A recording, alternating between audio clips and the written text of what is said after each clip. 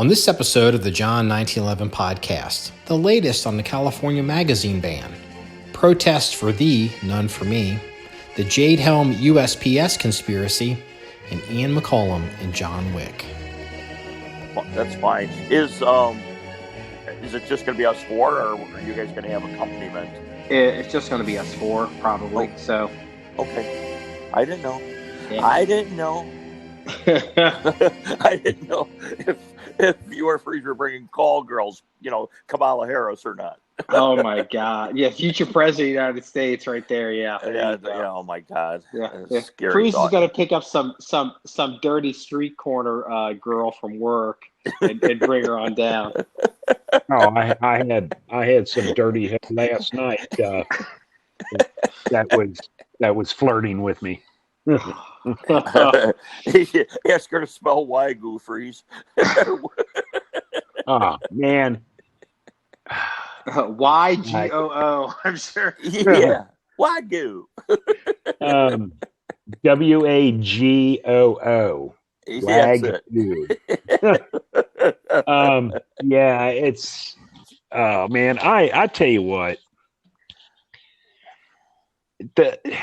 The street whores today are so dirty. It's amazing. I mean, they're just nasty. They're crack whores is why.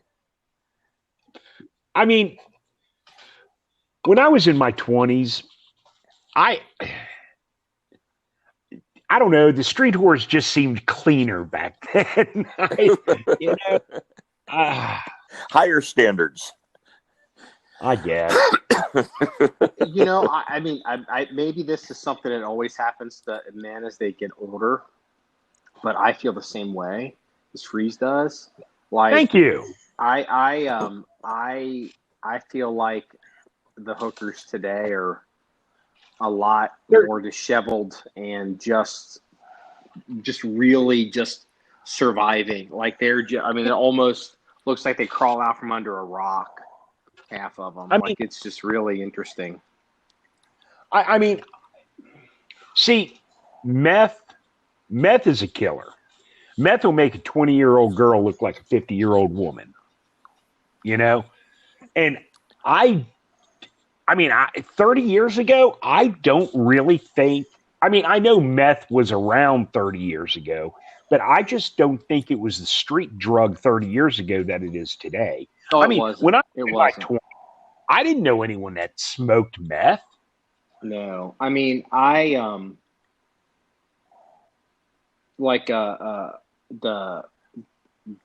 Freeze, we've talked about this. After I retired, I rarely saw heroin. I saw heroin, I recall, twice. And bikers had brought it in, and they were experimenting with it. And now it's one of the major drugs of choice. But one of the differences, I heard somebody say this a long time ago. They said that in theory, you'll see people that use cocaine, and they can do it a long time. You can see somebody who maybe a coke user can be a long-term coke user, but you can't, someone who smokes meth or uses heroin, they can't. Their bodies actually physically deteriorate. You can have a 20-year cocaine habit. I guess if you're snorting $1,000 worth of cocaine a day, maybe you'll deteriorate, but most people don't. And the thing is, hold on. Can you imagine remaking the movie Scarface, but the main character isn't a coke dealer? So how I told my little friend, he's the meth kingpin. What that last final scene would look like. The dude couldn't even raise his arm. Sores and couldn't raise his arm. No, seriously, the last final scene wouldn't be Al Pacino sticking his face in a big pile and then using an M16 with a grenade launcher under it. It would be a wore out Al Pacino who looks like who's the guitar player for the Rolling Stones? I think he. Keith Richards. Richards. Al Pacino would look like Keith Richards. He'd be in the back seat of a car and someone would drive by him. That's how Scarface would end. Yeah, Keith Richards was heroin chic before heroin was chic. for easy, either that or he'd be mainlining an orthodontist with all his teeth gone. Oh my God. Well, I mean, the good thing about being seriously, the good thing about being a meth addict is you can have a necklace made with your own teeth. You know what, guys? I'm going to throw you a curveball. You don't realize this yet, but the podcast has started. I'm not even going to do a toss. I'll figure it out. We're already in this.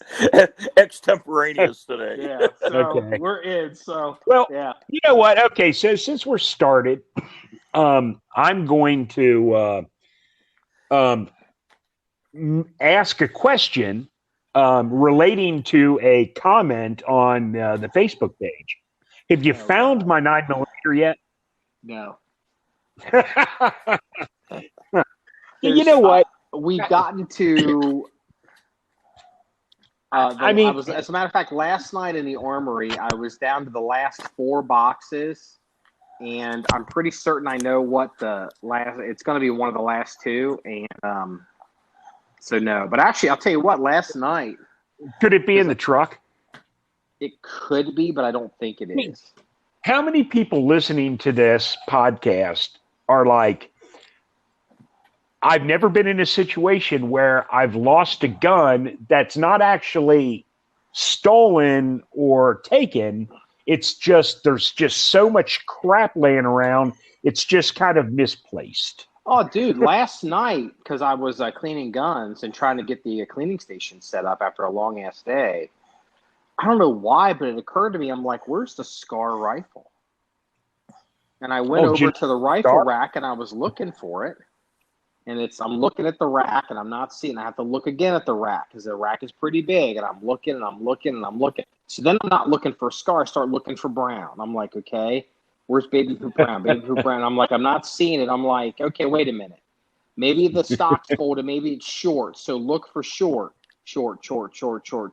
I don't see it. I'm like, holy fuck, where's the Scar? I haven't seen it in months. And then I realized there's another rack for guns that need to be cleaned, and it's on that rack.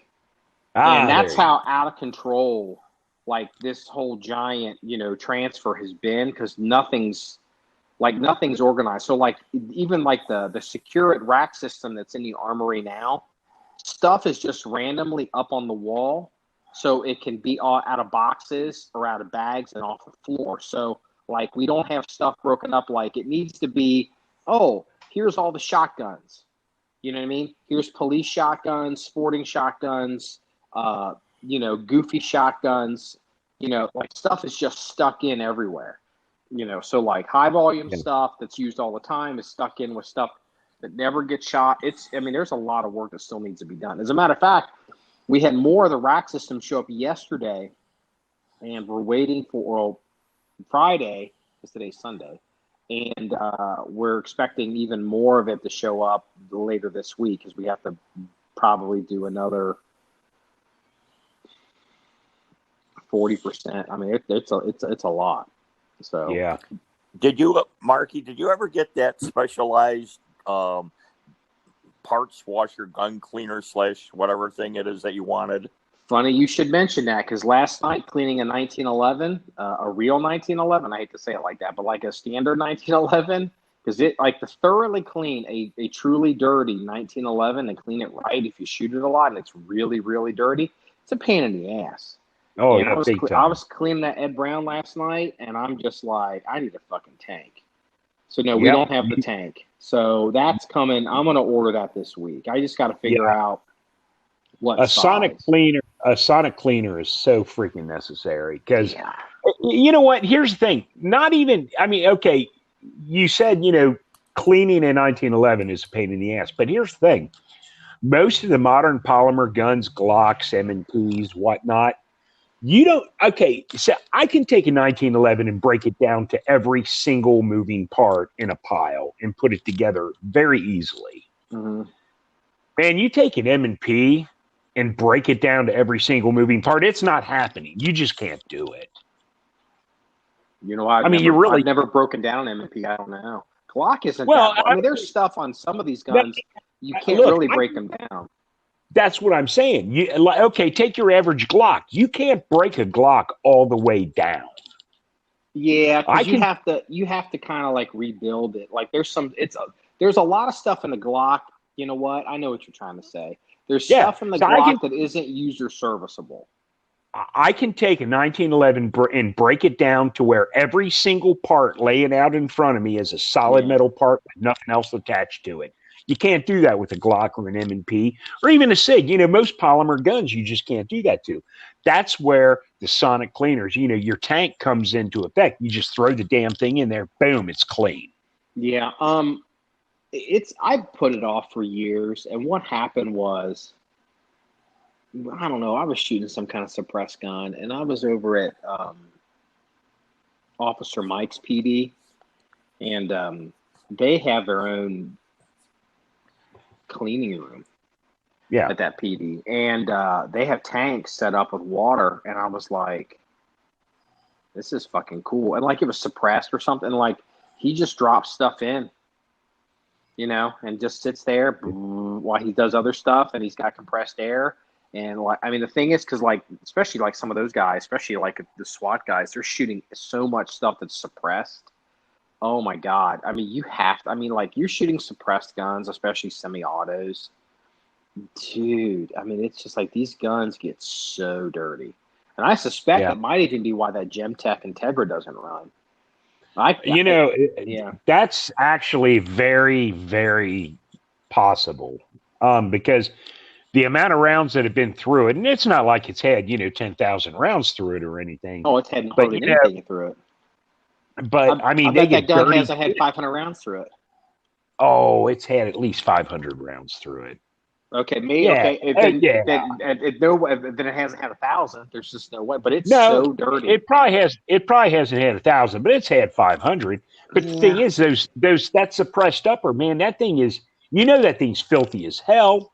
Oh, dude, I had it out the range the other day. I had to shoot the baffle because we've been so busy. I let the baffle stack stay in there, and I couldn't get it out. I was like, oh man, I have to shoot this out. So I actually put you know what? You're right, because I put 100 rounds through it.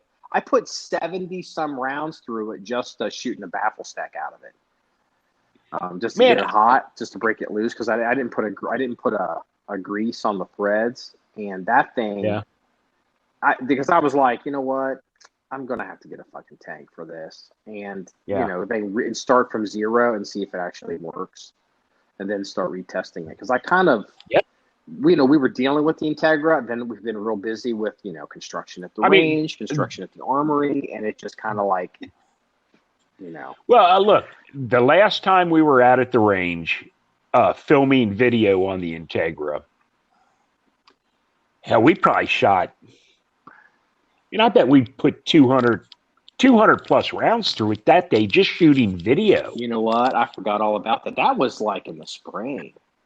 Yeah, I mean, exactly. I'm telling you, that gun's got more rounds. I mean, I know you track round count and you can probably look it up, but I think you'd be surprised if you looked it up. That gun's got more rounds through it than you think. Again, it's not got, thousands of rounds through it, but it's got a few rounds in it.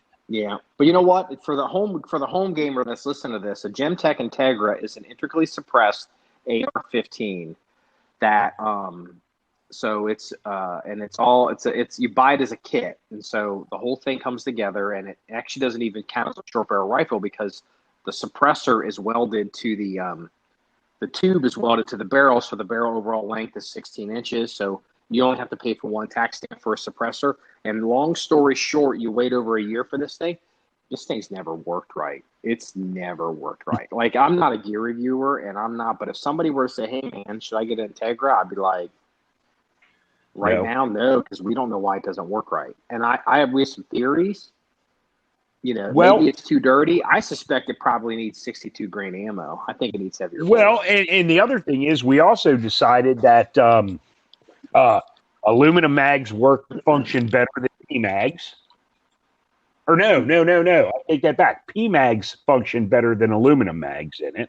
You know what? The thing is, that's not even a valid option. That's a theory, because we were using mags. I can't remember, like, when you run one of these integrally suppressed guns and you start shooting, and not only does the gun get dirty, the mags get dirty. All that stuff blows back, and so right down into it. And I don't remember if it's dirty mags or clean mags. I just don't remember. I'm gonna have to completely start over to be objective and try to diagnose that thing. But the important part of this is, okay, let's just say we decide that, okay, PMags run great in the Integra, aluminum mags doesn't. Truth is, any mag should run good in it. I mean, and that in itself is a problem.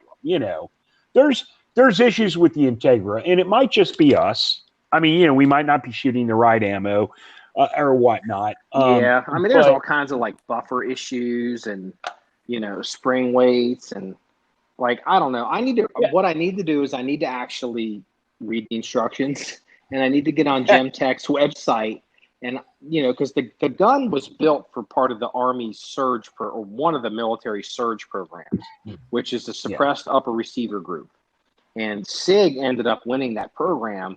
And so SIG makes those for the military. Well, the other companies that made them, they didn't win. So they started just selling them to the public. And that's what this Integra is.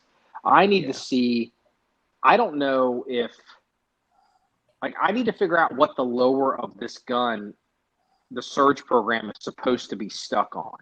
Like, for all I know, maybe it can't be on a carbine. Maybe it's got to be on a full length. Well, yeah, you know what? I just have no idea. Here's a thought. Why don't we pop the upper off the FN and stick the Integra on it and see how it runs with that? Well, right now it's so dirty, it's not even. Well, yeah, no, but I'm saying, I mean, and that's a test we can do. Yeah, I mean, we'll figure it out. We just haven't been. Yeah. It's just been so busy. It's we'll figure it out. But the problems we're having with the Integra may be a solid reason why SIG won the contract. Well, you know what? For $2,000, I hope that's not the case, but it certainly looks like it. So, well, I mean, look, and I'm not shitting on the Gemtech at all. I'm not. I like it. I think it's cool as hell. I really do. I mean, it's super fucking cool. Mm-hmm. However, there's issues with it, and we will work those issues out. I mean, we'll get it working. But the past year, between moving the armory and COVID and all this other crazy shit, I mean, this year, 2020 is almost like a scratch. I don't want to say a scratch, but you know what I'm saying. It's been a rough year. It's been tough. Well, think about this one. So, okay, because we're in the silly season. It's election. Everybody's going crazy. Danny is trying so hard to talk about politics right now. And I opened up the news this morning, and CNN, everything is Donald Trump is literally the worst thing since Genghis Khan, according to these people. And democracy, we're going to lose our country. We're going to lose democracy, whatever. It's not that dissimilar than what we went through with Barack Obama on the other side, which is, you got to be fair. But today, CNN has a story saying, almost breathlessly worded, right before the election, an asteroid is heading towards Earth. Now, here's the thing. CNN is supposed to be a major news outlet. And it's just you're like the fucking Inquirer. Okay, the asteroid that's heading towards Earth that's going to hit on election day or some bullshit thing, they're there's a 0.041% chance of it hitting the Earth, which basically means it's close, but it's not going to happen. But Wait, hold on. Did you just look that up, or did you just make that number up? No. I did not make that number up. I saw an article on it earlier. It was probably around 4 or 5 o'clock this morning when I was looking through articles. Yeah, no, I saw the article on the asteroid. When you were wiping the drool off a hooker's lip. Oh, I was wiping the drool off of her, but it wasn't her lip, baby. Oh my God!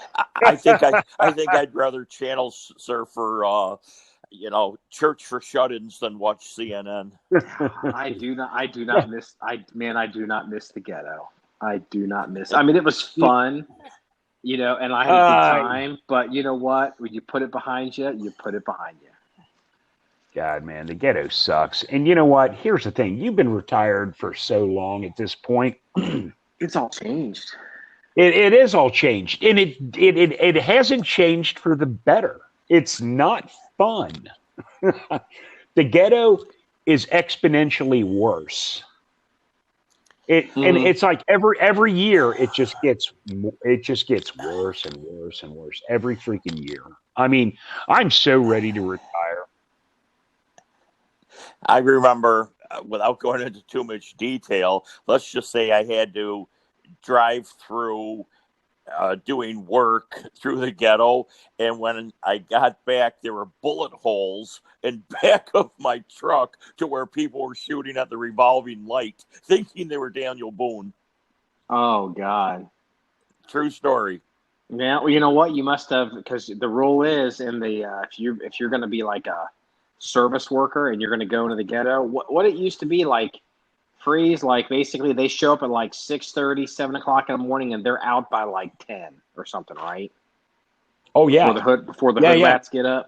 If you work for like the telephone company or the electric company, and you have any service calls in the ghetto, you're out of there before. 10:30, you're out of there. You're out of there before you take your lunch, and if you don't work done that day before lunch, then guess what? You come back the next morning, because you're not going back in the afternoon, because you have to do the work when they're all asleep, because otherwise just disregarding the fact of the bullshit that the people have to go through. Hell, you'll go in to do a job and you'll come back and your truck will be freaking empty. They'll clean your truck out. Well, the thing is, like a certain group of people, again, it's not everybody lives in the ghetto, but a certain group of people that would be up at, say, 4 o'clock in the morning engaging in extremely violent and bad activity. It's not always true. I mean, you just look at a police blotter. But en masse, those people tend to start to wind down, be high, drunk, or asleep after about 6. Yeah, 6 is the witching hour. 6 is when they all die down. Now, again, well, dude, that's when I used to work, I used to go to bed at like 6, 7 in the morning, exactly for that same reason. So yeah, I mean, I get it. I mean, I was on their schedule. Exactly. 6 is the hour that they all die down, and and not to say that there's not a few stragglers. I mean. But realistically, somebody putting in the extra hours working late. Overtime, baby. Overtime. That's right. That's ghetto overtime, man. Motherfuckers out here slinging dope at like 9 o'clock in the morning. Motherfucker paying his rent, paying the bills. So, did you see what happened in Chicago? All I know is Chicago. All I know is in Chicago. Is Mayor Lori Lightfoot has such a lack of self-awareness. She gets on TV and she talks about how she feels like she needs a haircut and she needs to look good for television and she looks like Beetlejuice. And now she's saying, she has banned protesters on her street because she feels that she's entitled to protect herself and her family. And it's just like, she's making commercials at this point for Donald Trump. Very much so. Yeah. And you're correct, Marky. So apparently Lori Lightfoot is a lesbian. I didn't know that. I didn't know it either. Until this came out, because she's like, my wife, and does it surprise you that she's the male of the relationship? No, but she's like, my wife and my kids need protection, and it's like, oh, okay, but the citizens of Chicago don't need protection. You stupid piece of shit. I mean, it's amazing. It's amazing, like how I mean, think about the political ecosystem that must be Chicago. that produces somebody like Lori Lightfoot, that she can get up and say stuff like this and doesn't seem to be aware of how insane she appears. Oh, I know. It's absolutely incredible. She thinks like this is okay, and everyone in the fucking country is looking at her like she's a raving freaking lunatic. Oh, it's entitlement. She has the entitlement factor magnified times gazillion. It's unbelievable. Americans do not like hypocrisy. And this is where you can make some of the argument where some of the, Antifa people or, people talking about systemic racism, because, all men are created equal. We believe these truths to be self-evident. Life, liberty, the pursuit of happiness, and we also had slavery. That's also why, because you look at it from the idea that we haven't reached our ideal, so we have to try to be better or to be a more perfect union. But Americans do not like double standards, left or right. And I'm so surprised that she can get up there as a politician and blatant hypocrisy. And I just don't know how she's going to survive that. I have no clue. It's amazing. And then, it's not like Chicago is just some hayseed town that's having some, Antifa, Black Lives Matter riot issues. This is freaking Chicago, where on a good weekend, I'm talking about a good weekend. Hey, this is a great weekend for Chicago because less than 100 people were actually shot over the weekend. That's the kind of town Chicago is. I'll tell you what, we had the big. Remember, there was a spree of shooting. It made national news in Cincinnati. The 18. What did we have? 18 people or 14 people shot one night. It was like 18 people shot and 4 people killed over a weekend. It was like 3 different instances, and that was a big deal for Cincinnati. But you know what? That's a Monday night for Chicago. Yeah, that night of that incident, because I was at the Armor. I was at the range, and then I came into the city. I was getting mail at the mail center, and that one shooting where the 10 people got shot is about 4 blocks from where the mail center is, and I was on that main road, and this truck, it was about 10 o'clock, so it was pretty late for me anymore, comes up behind me, SUV, passes me doing about 40, and it's a 40, 45, it's a 35-mile-an-hour road. It's a T intersection right there at the post office, and it goes back into the loading dock where we had been 100,000 times doing Chris Kyle shirts. And this truck went through the T intersection, hit a tractor trailer head on, and bounced off this tractor trailer and landed in front of me by about 15 feet. And I'm literally sitting there like, fuck, I'm going to get the fuck out of here before the fucking cops shut this down. All of a sudden, dude throws it in fucking reverse. His car's still running, and then he shoots back up the road. And what it was, I didn't realize these shootings had been happening, because I'd been out at the range all day. And then, like I kept hearing stuff, and I didn't put 2 and 2 together. So I don't know if this person was fleeing the shooting because they had been shot, or if this person or people, if they were the perpetrators of the shooting and they were getting away. But I didn't realize until later it was probably connected to that.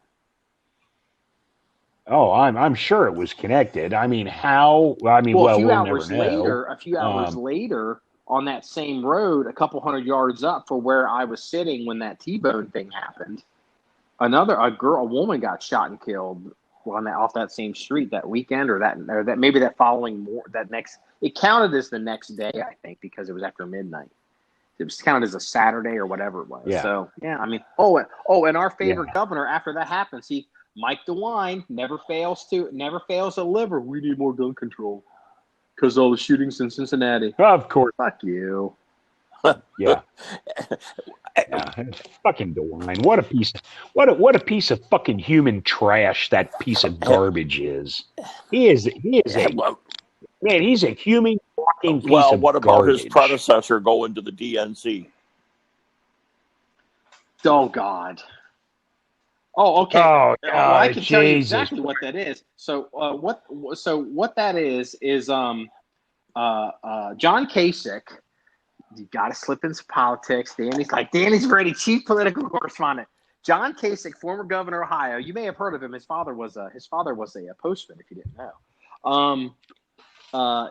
Is a Republican. He showed up at the DNC, their virtual convention, and he gave a speech. And he's sitting there, and he's talking, and he's at a crossroad behind him. It's just totally like over the top message, or the messaging he's trying to send, because we're at a crossroads in America. And he's even saying the Democratic Party has not gone that far left, has not gone that radical. And literally, an hour later, AOC, and the left are trying to say Joe Biden's our boy.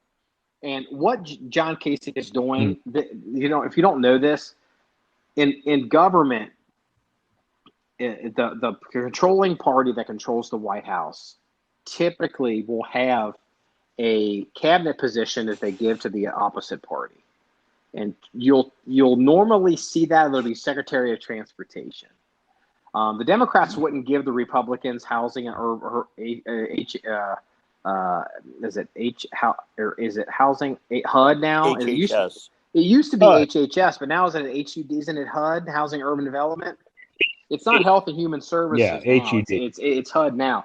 But typically they would give transportation secretary to the opposite party. And so John Kasich, the reason he gives this speech and he's like, this is a desperate time, whatever. And the only thing that's desperate about it is John Kasich is a failed Republican rhino and realizes that the Republicans are not going to give him a job.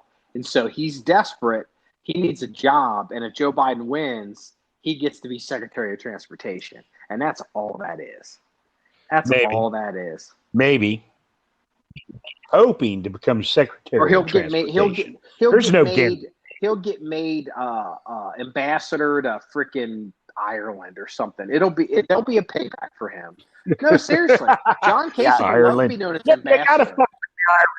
I think Kasich is forgetting that if he were nominated, he still has to have Senate confirmation. And after him speaking at the DNC, if Republicans maintain control of the Senate, he might have a hard time getting confirmed. He'd get confirmed. Yeah, they'll pass it through. If depending on his position, but he'd get confirmed. Oh yeah, yeah. He's got enough friends in the Senate. It'll be okay. I mean, he'll get it.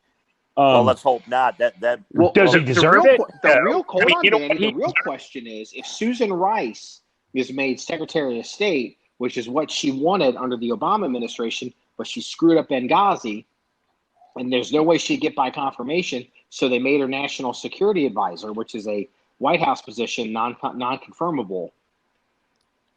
Well, who does Biden make? Does he make Susan Rice Secretary of State now? Yeah. Why not? I mean, why not? I think for Secretary of State, you guys will laugh at this, but I think he will make a far leftist. Possibly. Well, the other argument is maybe he might choose Mitt Romney. I've heard that also. Romney wanted sex state under Trump. Man, I don't know. I mean, I see what you're saying with the Romney. I'd be willing to put money that he wouldn't give it to Romney. Romney is coming out and supporting Biden. I understand that. No, I do know that. He is. Yes, he is. But I don't know if Romney would get sex state. I just don't know. Well, here's the thing, and this is where John Kasich loses again. If you're going to give one cabinet position to someone from the opposing party, Romney's got more juice than Kasich by a country mile. And it's so Romney becomes sex state, and what does Kasich become? Kasich's a loser again. Left at the altar twice. Yeah. Well, here's the thing. I mean, who did Barack Obama choose as his Secretary of Defense? Was it LaHood? No, Who? LaHood. Ray LaHood was a Republican legislator from Illinois, and he was appointed under Obama to a position. Maybe it was transportation. Ray LaHood, I think, was a transportation guy. The Secretary of Defense was he's got white hair. He's at a college in Texas.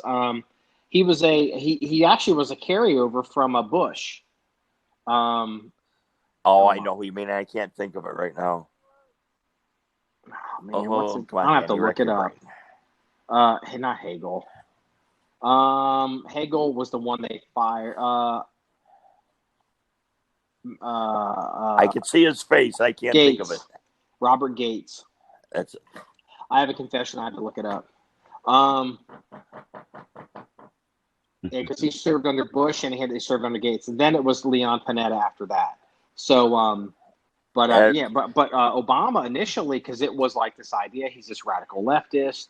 This guy's crazy. People were freaking out. So he kept Gates on as a Republican to like, hey, we're not going to rock the boat, and it'll be fine. And then once Obama, kind of got his bona fides as a president, like, and he's going to win re-election, and like he's not like total crazy.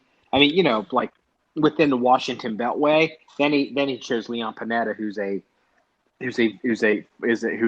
dyed-in-the-wool Democrat, but a national security Democrat. So yeah, I mean, who knows? I don't know. I mean, I'm sure people didn't. I don't know. John Kasich. But to go back to Kasich, is a guy who is a passive-aggressive sociopath. He's one of these guys that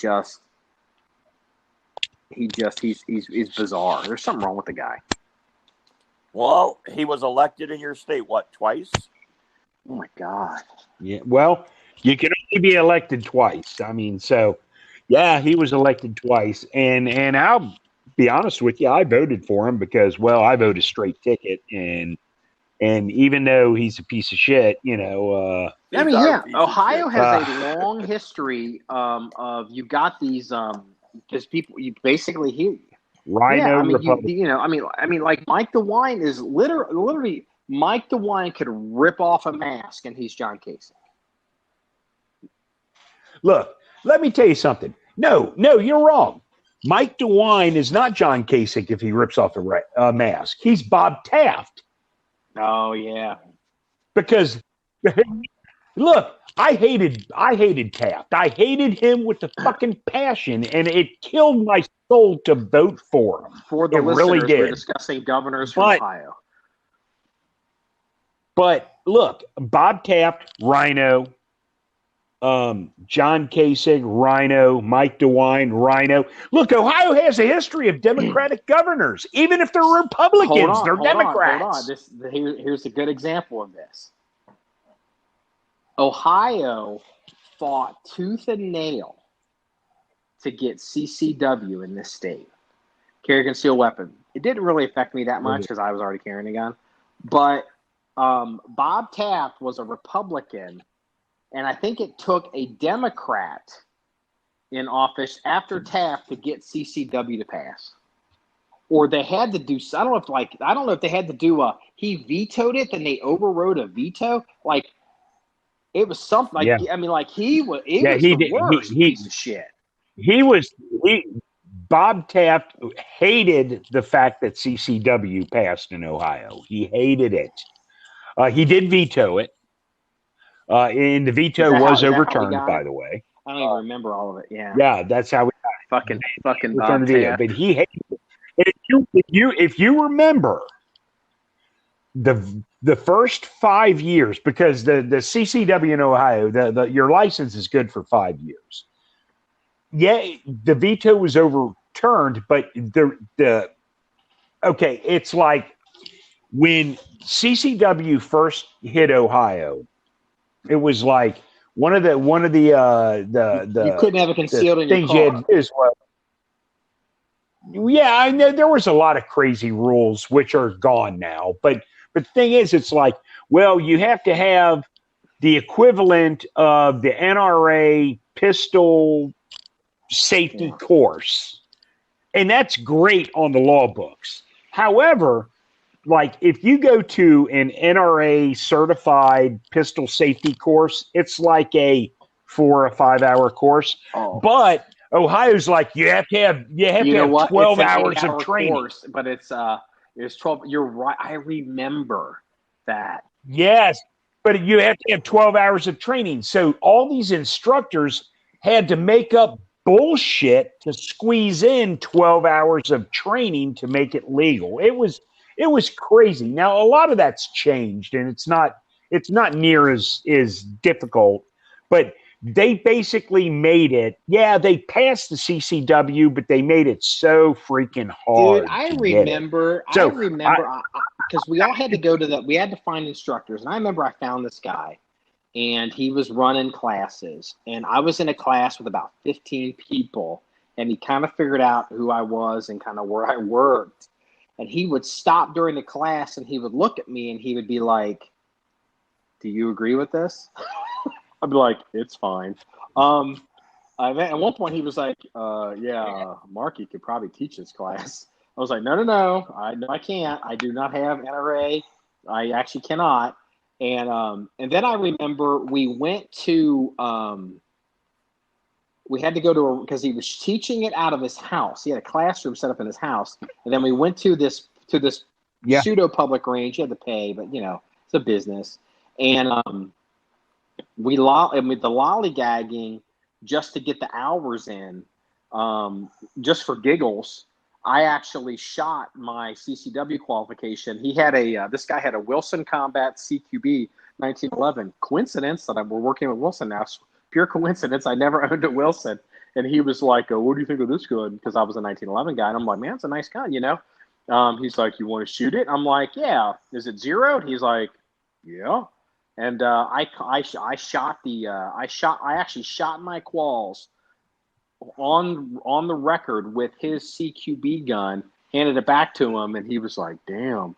And like everyone else, like, "Oh man," like there are people like I literally was like a fist, like fist size group. I mean, at the maximum distance, and it was just the whole thing was just make work.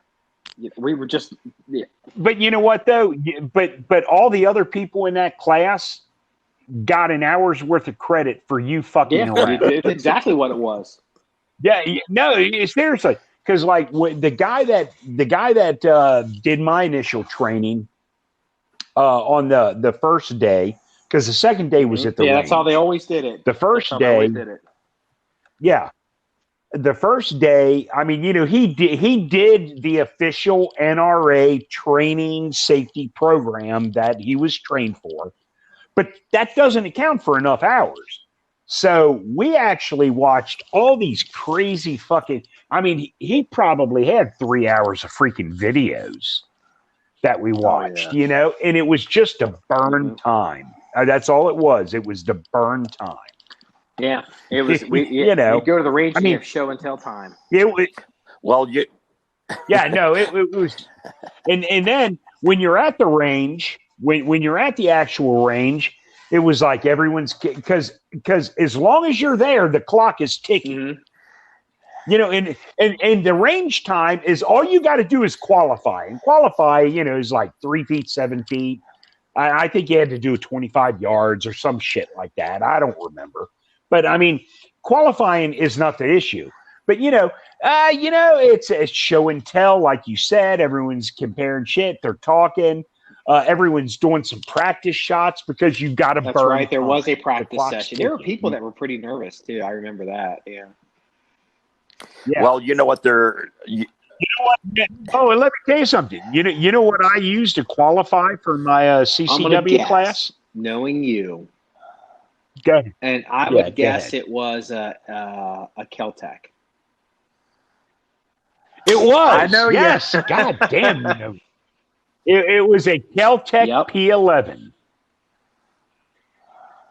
It was a Keltec P11, which a year later, when the day we were supposed to go do some sporting clays, was stolen out of my car, out of my truck the night before. I if do you remember that.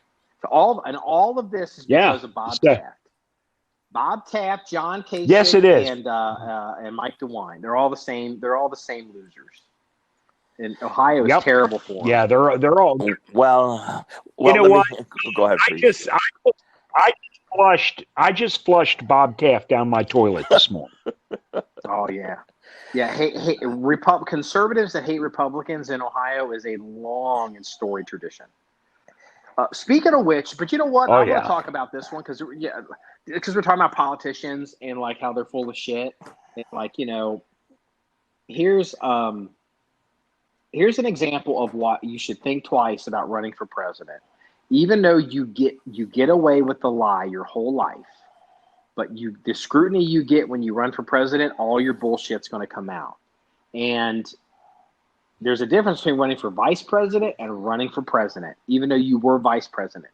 Have you guys heard the story about Joe Biden and Jill Biden and how they met? Like, the story is, because Joe Biden's wife died in a car accident. I think his wife and his daughter. They were killed in. But you know, let me interject real quick. I believe when Joe Biden's first wife died in a car accident, wasn't Ted Kennedy driving the car? The Oldsmobile. But you know what?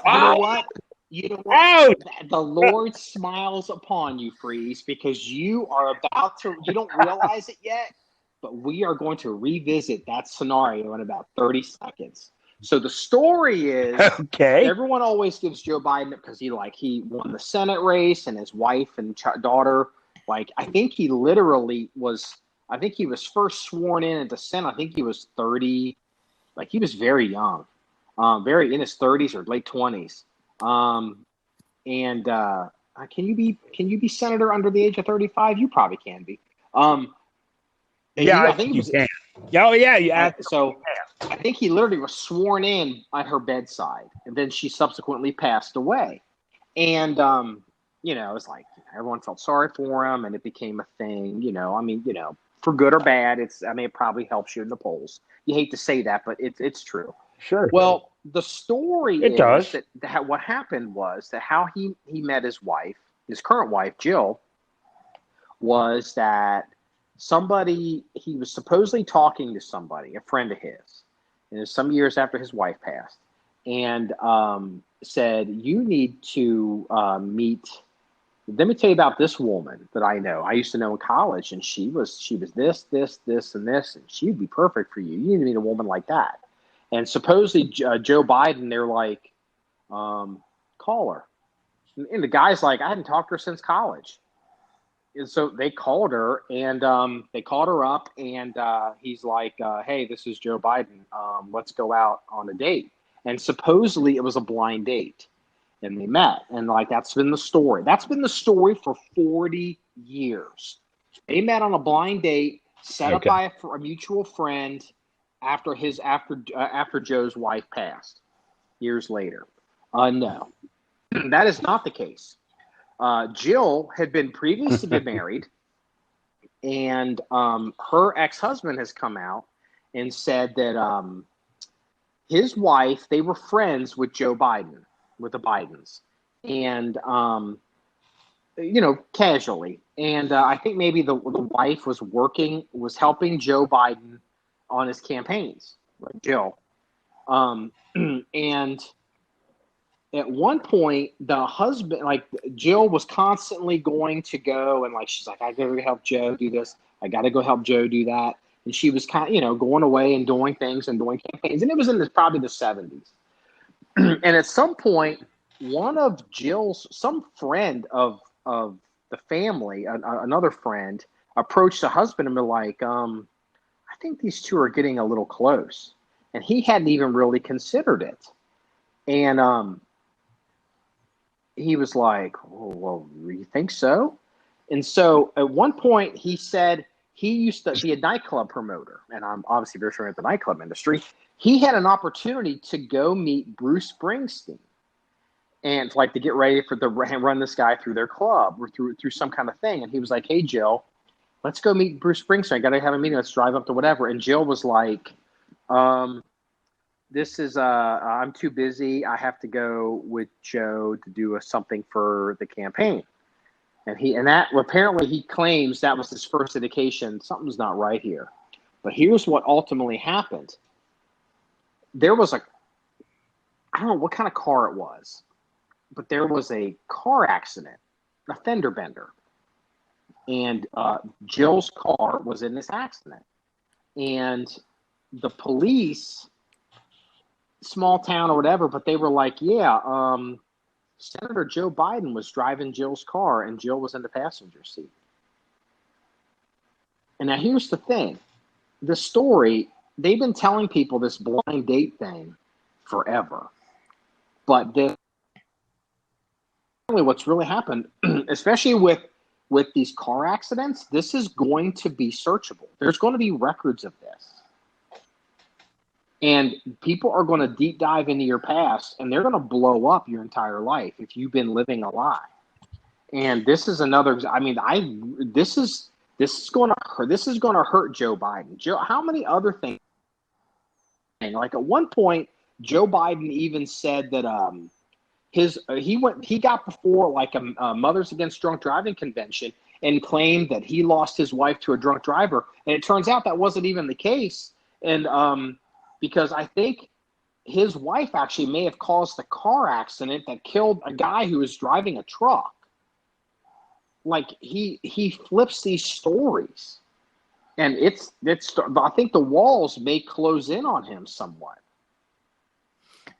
And will maybe, but left media is not going to. They're not going to push that. Oh no, of course they're not. Oh no, they'll hide it. They would have hidden it for years. Donald Trump Trump has no concept of decorum. Donald Trump is so crazy, he would bring Jill Biden's ex-husband to a campaign event. Like, hey, if we're going to have a debate, let's bring Jill Biden's ex-husband. Okay, so that brings up a very good point. So we have talked about this many, many, many times in the past. And I said when Barack Obama was running, I said, let's see, the first time he ran against Bob Dole. And I said Bob Dole didn't want to be president bad enough. And then he ran against, second time around, Romney. Who was the dude he ran against? Mitt Romney. And I said Mitt Romney didn't want to be president bad enough. Now, here's the thing. When Barack Obama was running for president the first time around. Person Barack Obama ran against? Didn't he run against Romney? Didn't he? It was McCain. No, the first. You're talking about Bill Clinton. Oh, Bill Clinton ran against Bob Dole, yes. You're right. Okay, so he ran against McCain the first time. Yeah. Right? Yes. Okay. So I've said this to you in the past, but now if Donald Trump would have been running against Barack Obama the first time, this is the difference. And I've said this to you. I would have mentioned, and again, they all played pretty politics. I would have got up there in a debate and asked them, hey, your mother was a card-carrying communist. All the time you spent in Indonesia, your mother was helping communist people. I mean, yeah, okay, she's dead. She died of cancer. Fuck the whore. She was a goddamn dirty fucking communist. Donald Trump would have said that to Barack Obama in front of the fucking cameras. He would have, but he still probably would have lost. Well, he might have lost, but he would have fucking said it. And that's the thing with Donald Trump. He will actually sit there and tell you the shit. Whereas everyone else is like, well, his mom's dead. We don't want to bring it up. No, his father was a goddamn communist. His mother was a communist. And his father and mother met at the University of Hawaii in some kind of fucking goddamn liberal communist college class. Yeah, I mean, And it's like, I would have brought all that up. I'd have said, do you really want the prodigy of two communists being the president of the United States? Everybody was whispering that kind of stuff, and that was the big scare with Obama. Like, and all the people were like, oh my God, he's going to change the country. We're going to lose the country. Just kind of, there was not, the way the right freaked out about Barack Obama is not dissimilar the way the left freaks out about Trump. Like literally, dude, okay, all right, let's go there. Yeah. Right now, everybody's freaking out about the fucking post office, right? Post office, oh my God, he's going to steal the election. He's freaking dude. The post office is in the Constitution, whatever. Boy, how quickly we all forget, because all you and I heard for fucking 6 months on Facebook, we had to keep this shit under control, was Jade Helm. And why are tanks moving on railroad tracks? There are people out there that I am convinced that create these stories that they know will get the crazies lit up. And we never heard the fucking end of Jade Helm. We never heard the end of it. Oh my God, that's God. Yeah, there you go. So if you're a Democrat today and you are harping about the fucking post office, it's a made up fucking story, but you were laughing about Jade Helm, go lick your own asshole, because you're a piece of shit. Because it's the exact same goddamn thing. Yeah. Oh yeah, absolutely. And that's the kind of analysis. I forgot it. I forgot about Jade Helm, but it's like, oh my God, because back in those days we were heavy on Facebook. And oh my God, that was a freaking nightmare. Because how do you prove? It's like, people that don't know anything, they see stuff and they react to it emotionally. Why are there tanks and all this armored stuff moving on trains, and like, what's going on? And I'm seeing armored vehicles, like they're pre-positioning around the country. If you look, once every 2 weeks, somewhere in America, there is a National Guard convoy driving somewhere, because most of what the National Guard does is get in their shit, drive somewhere, and get out of their shit. Because they're not like, you know what I mean? Like, you see vehicles. And here's the other thing. If you are somebody who always complains about potholes and highway wear and the government not taking care of the overpasses, trust me, you do not want tank trawlers and semis running M1 Abrams tanks down your roads and Bradley fighting vehicles. So yeah, they all this heavy armor, they move it all on trains. People that never look at a rail yard, never pay attention to how the military, somebody who never gave two shits about units going to the National Training Center in California, Fort Irwin, for large scale armor training, large unit training in this large environment, never paid attention to the rail yards, never paid attention to them moving equipment in and moving equipment out. Suddenly, Barack Obama's president, we're coming up to the end of one of his terms. Oh my God, Jade Helm, what's going on? I'm scared. You forgot about the FEMA huts where everyone was going to be encamped, remember? Yeah, I forgot about that one too. Yeah, that's another one. Yeah, apparently Donald Trump was going to round up, I guess he's going to round up gays and lesbians and transgenders, and then it was like, come on, shut the fuck up, you jackass. No, that was George Bush. Was that Bush? Was Bush. Wasn't it? You know what? Yeah, I can't keep my bullshit story straight. So, Danny, we got to switch gears here. Hey, but speaking of FEMA trailers, one of the guys that we've hunted with. How's your aunt doing? No, I'm kidding.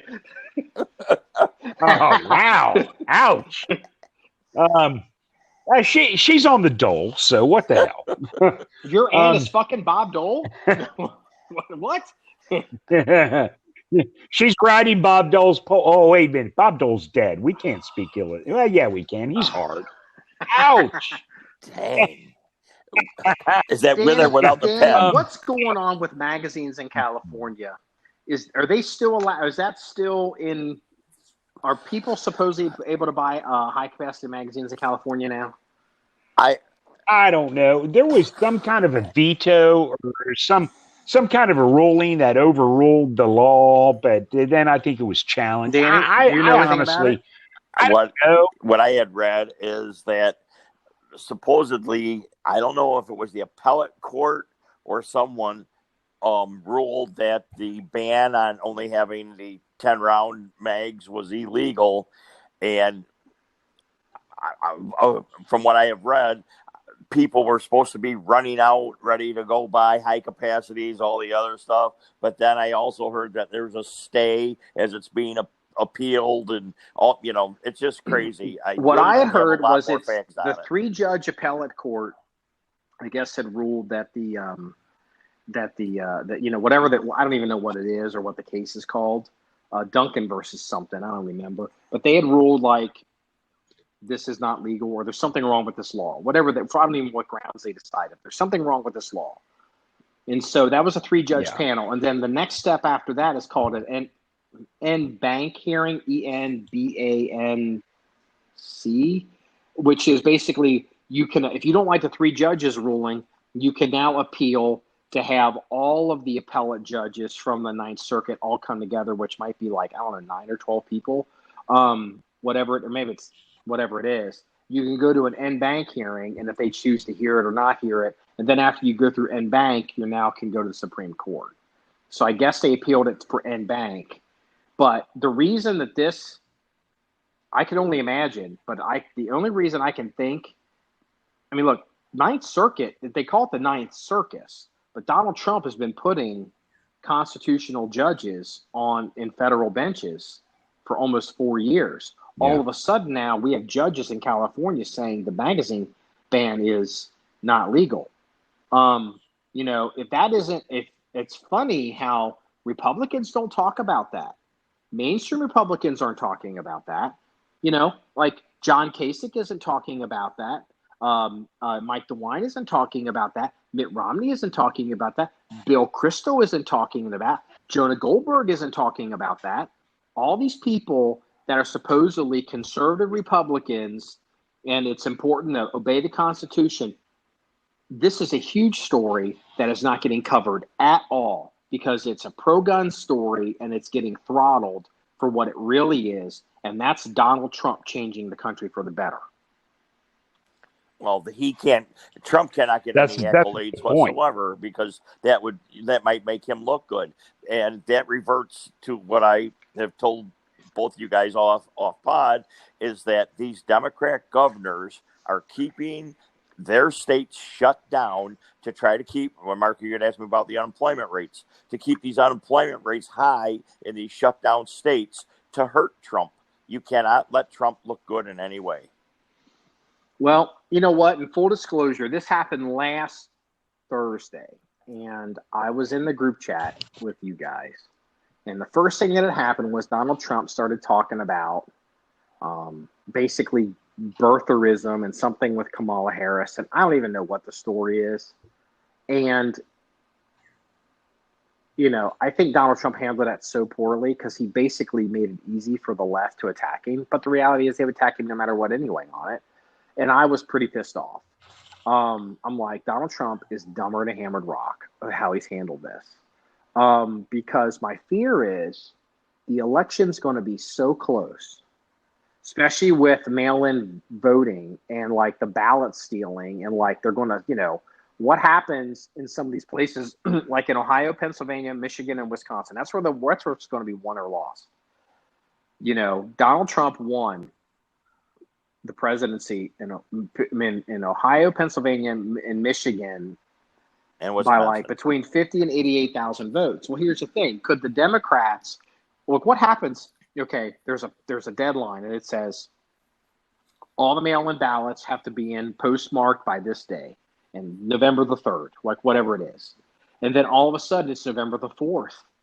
And like all of a sudden they find a truckload of unpostmarked ballots, 100,000 of them somewhere. Then they go to a judge, and a judge is going to be like, let them in. But here's the thing. What if they're fake ballots? What if they're real ballots? What if they're Republican ballots? My point is there's enough to steal here, especially with this mail-in voting. It's 2 or 3 points. You can steal 88,000 votes in 4 states, and Donald Trump cannot afford to lose a single point. And I am scared shitless he's not going to win re-election.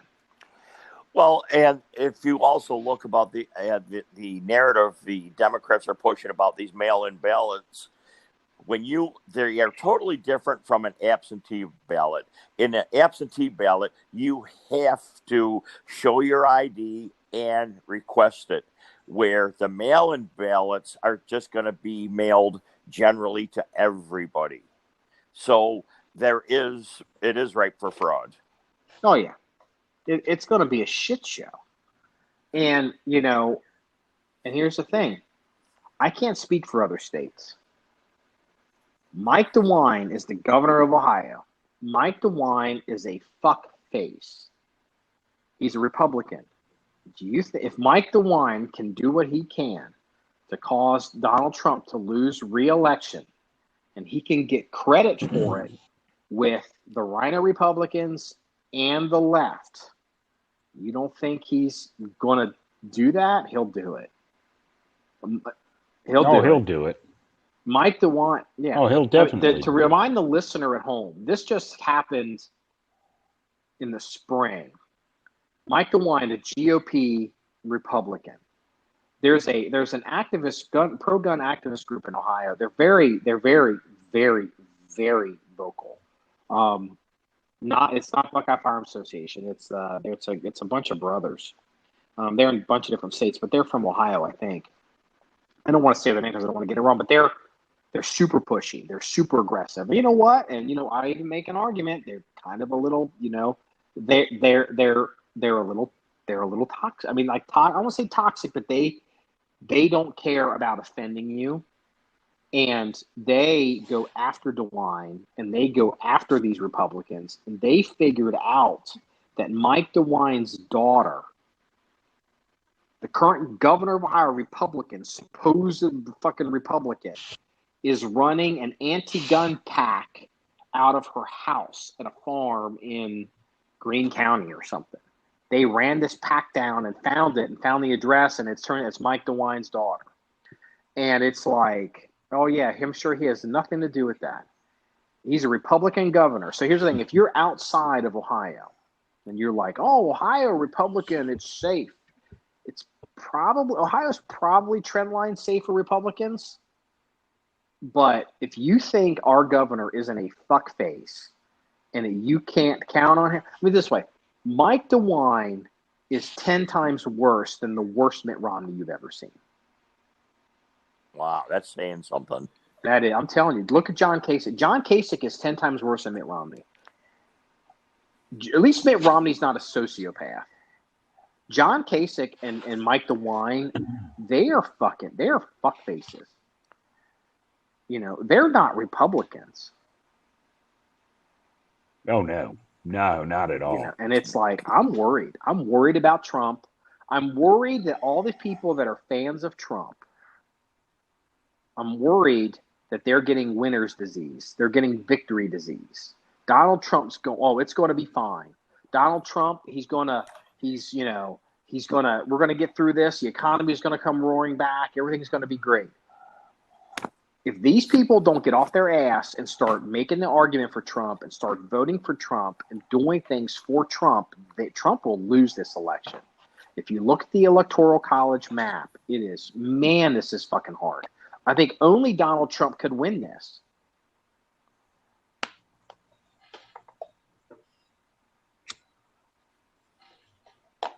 Well,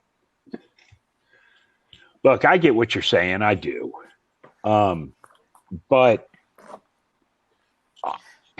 you tend to get, how do I say this? You tend to get a little bit over the top and passionate about things. No.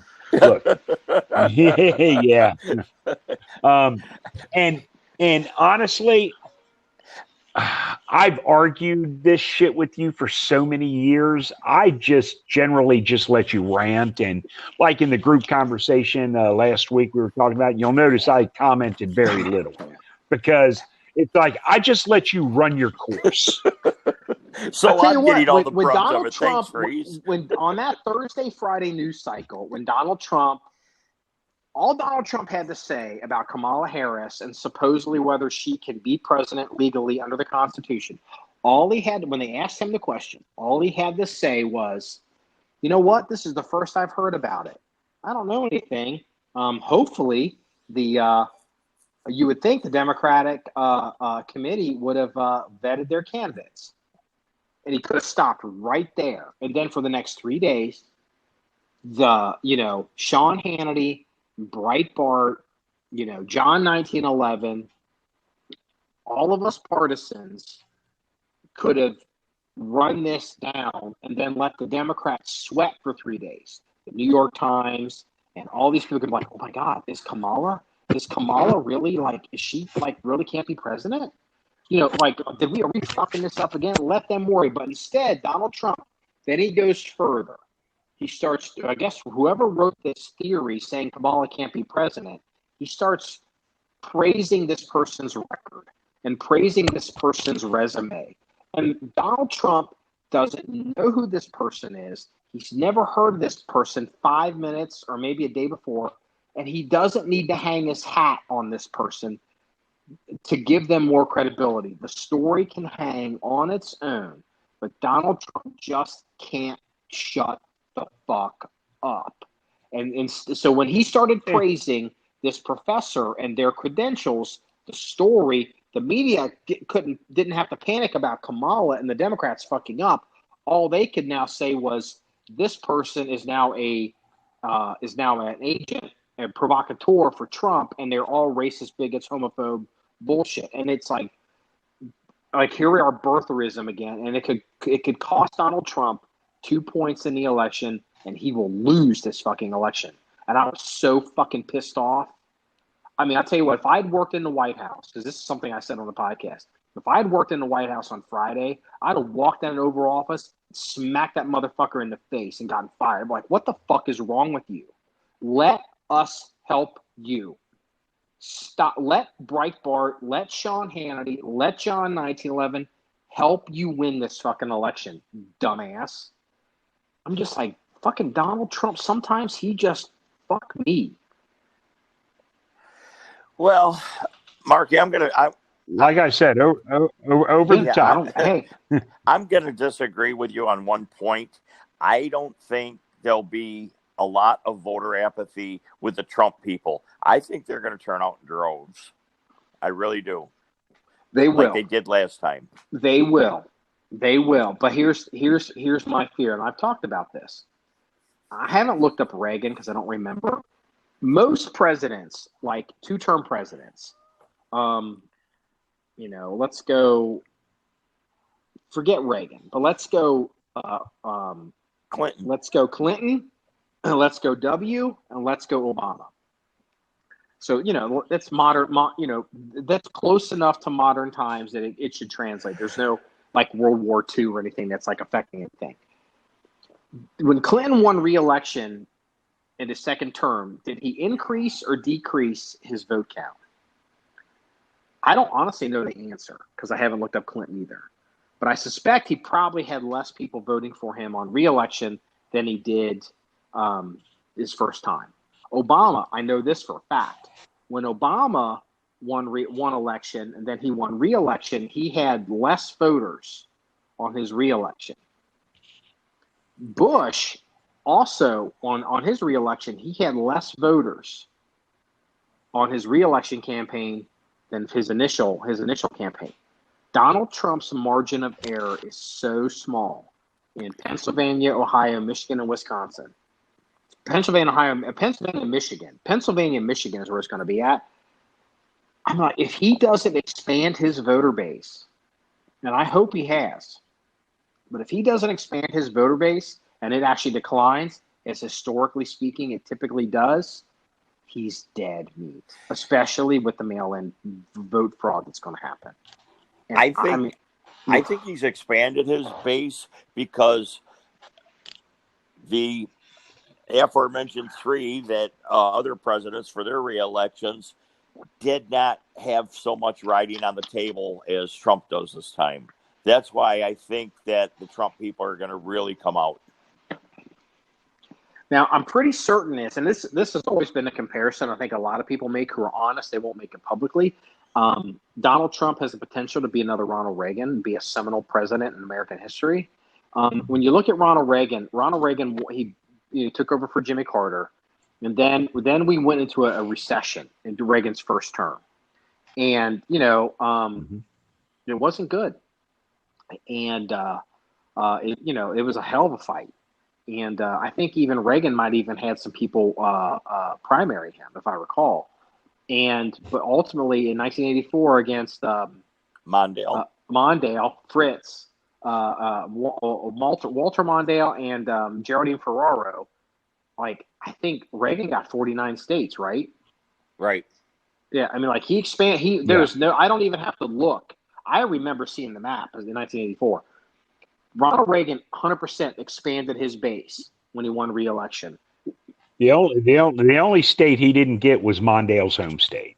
That was it. And it's like, can Donald Trump pull this off? He maybe, but you know what? It's like, well, you know what though? But here's the thing that I think is going to play a factor in this election.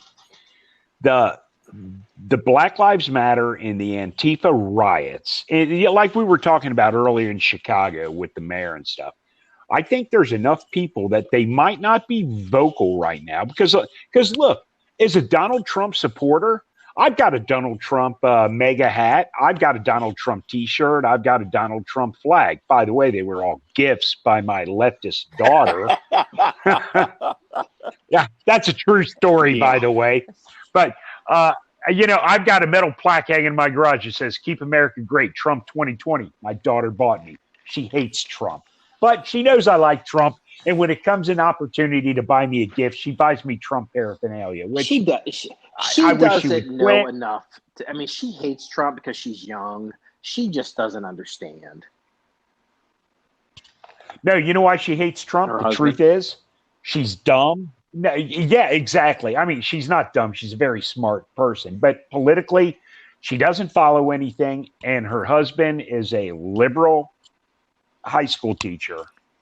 And what he says, she follows. And that's her husband is a indoctrination specialist. Well, it's interesting. She's a super liberal, but what he says, she follows. Well, how progressive of her. I mean, it's interesting. Like you can't think for yourself, there, little lady. But my initial point is not to like totally destroy my daughter on public podcast. Is look, the truth is, I don't wear any of that shit in public because I don't want the bullshit. I carry a gun every day. I will run over no one's going to drag me out of the fucking Suburban. The Suburban will be covered in blood. I'm not going to let someone beat the crap out of me because I'm wearing a Trump shirt or a mega hat. It's just not going to fucking happen. Freeze standing in the middle of a highway surrounded by smoldering ruins of what was a communist attempt to take him. He's covered in blood, and we're like, freeze, you're bleeding. And you're like, it's okay. It's not my blood. Exactly.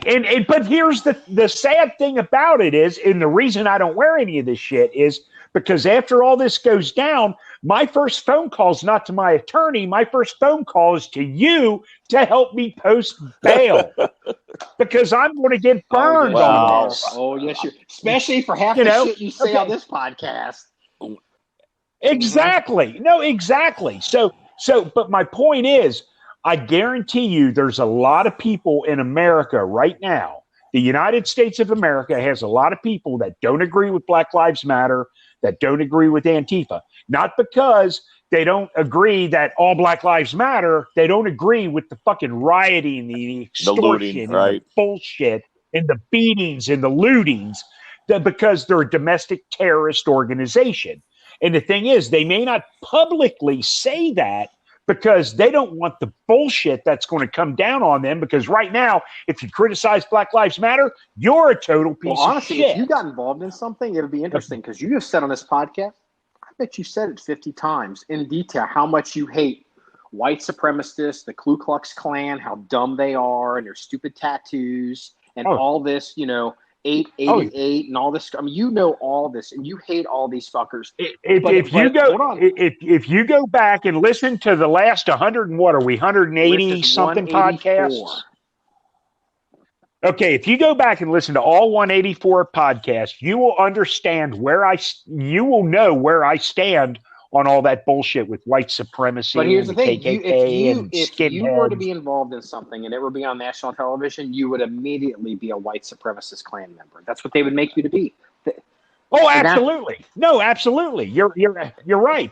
But what I'm saying is, when it comes time to vote, how many people that are quiet? It's the quiet masses right now, the people that won't speak up, that do not like what the left is doing, that will actually vote. A silent majority.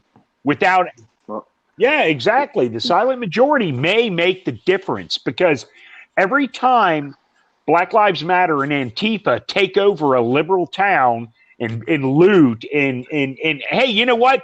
Oh, the cops are killing blacks. Let's get some new fucking Nikes and a 62-inch TV, because what the fuck? Mm-hmm. Bullshit. And that's what I'm saying. There's a lot of people out there that won't wear MAGA hats. They won't wear a Trump T-shirt. They won't fly a Trump flag in their yard. Yeah. I mean, yeah. But they'll vote for them come November. I think a lot of people, it makes sense. You're like, look, you don't want trouble. You don't want to do anything. Like, there's people out there, their lives, they can. And good for them. I'm glad they do. They speak for all of us. But there are people out there that they like Trump. They support Trump. They believe Trump. They may even love everything he says. Like, they may even get their haircut like Trump. But they would not fly. You mean the toupee?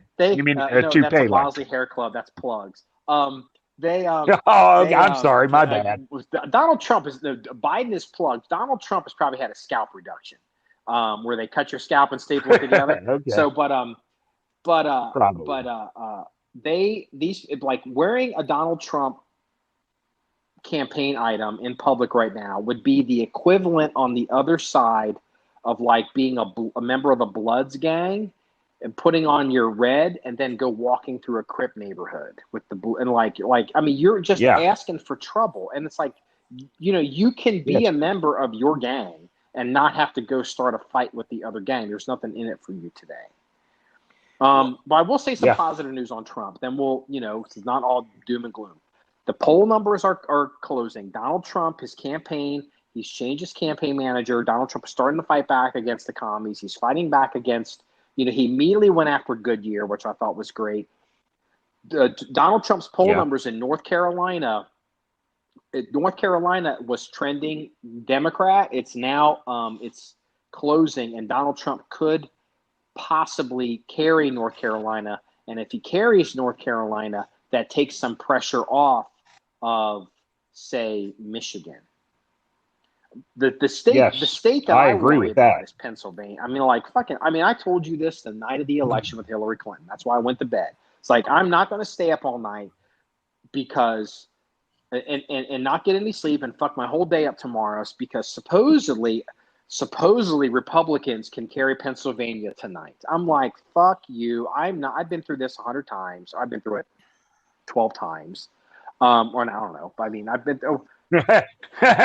It went from 100 to 12. You're not 400 years old, dude. But it's fuck you. If you're a conservative in Pennsylvania, congratulations, because I'm trying to fight with all these bullshit Republicans in Ohio. But fuck you, Pennsylvania. Get your shit right. Figure out how to win Philadelphia, because I'm tired. I'm sick and tired of fucking Pennsylvania supposedly fucking, is it's conservative and hunters and guns. That's why they chose Joe Biden. This campaign, if you think about it objectively, a couple things. Number one, if Joe Biden doesn't win this cycle, the commies are going to take over the Republican Party. They're going to lose control. The commies, the Nancy Pelosi's and all these people, they're going to get run out because the AOCs and the commies are going to be able to look to them and say, I fucking told you, you can't be middle of the road, fuck you, and the horse you rode in on. And isn't that similar to what they did with Mitt Romney? on the Republican side. Very similar. Yeah, and absolutely. They ran fucking Romney, and Yeah. Romney fucking blew it. He should have been able to possibly win it, and he blew especially those debates. And then Donald Trump comes out.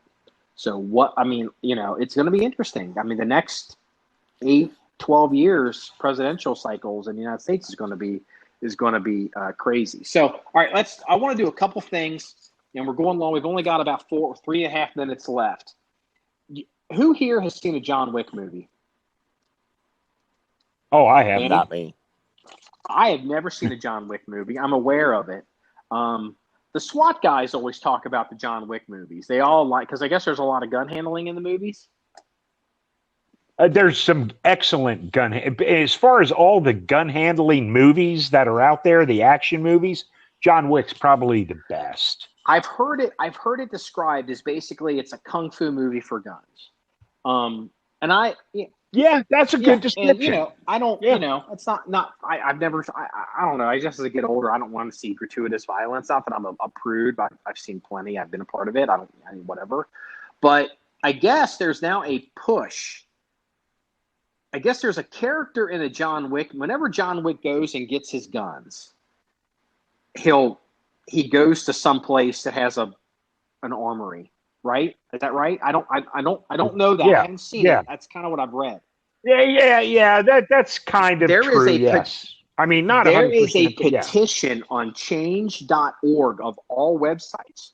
Change.org, which is the commie website. Okay. There is a petition on there to get the producers of John Wick franchise to put Ian McCollum from Forgotten Weapons in the John Wick movies as the armory guy. That's just stupid. Dude, it's a thing. It's a thing. Like, it's out there. I've not heard of that, but that's just stupid. Because look, I understand Gun Jesus is Gun Jesus. But to put him in a John Wick movie, I mean, 90 seconds. Hey, you know what though? 90 seconds. If I was Ian McCollum, I'd say put me in the movie. Pay me. He's not going to get paid. So you know what? If Freeze hasn't heard about it, it probably isn't going to happen. But you never know. So all right. Well, here's the thing. I'm going to go ahead, and I always like to do a crime story at the end of the podcast. And so this is the one I'm going to do, and it's going to tie into politics. A story has come out this week that Irene Baldwin, Alec Baldwin's daughter. Okay. So Alec Baldwin, Kim Basinger, for all of us old people who know who they are. Alec Baldwin's kind of a toxic guy, makes fun of Trump.